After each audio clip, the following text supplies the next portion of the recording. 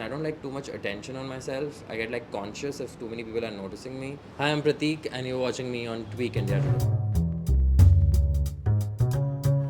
When I just started playing the guitar, I would like just play for my friends, my family and their friends. Just like people would gather at home, you know, everybody would kind of sing and then I would also sing. That was like probably the first time I performed technically. Some of the first songs I learned was Time of Your Life by Green Day was one of the first songs I learned.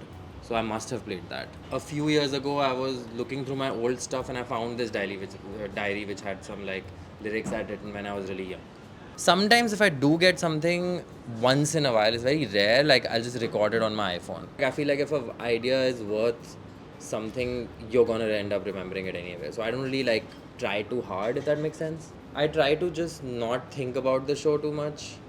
Like I try to distract myself. So sometimes it's like I'll hang out with my band, or if my friends are at the show, or my family, like I'll hang out with them, or I'll like, if I'm by myself, I'll just like watch something on my phone, you know, like to not think about the fact that I'm about to play. I guess that's the only ritual. Early shows, I used to say just like awkward stuff on stage a lot. I was never really good with like stagecraft. Like I was never really good at like interacting with the audience or like talking. I can't really do that. Like I just mostly just go on stage and like play my songs. I was never really scared of being on stage. On stage, I would get really like suddenly a lot of people are noticing you. So I would get conscious and I didn't like that feeling. But I've gotten used to that now. I definitely feel like very comfortable and at some point I started to like embrace that energy. Actually, like this girl proposed to her fiance. So the girl proposed to the guy.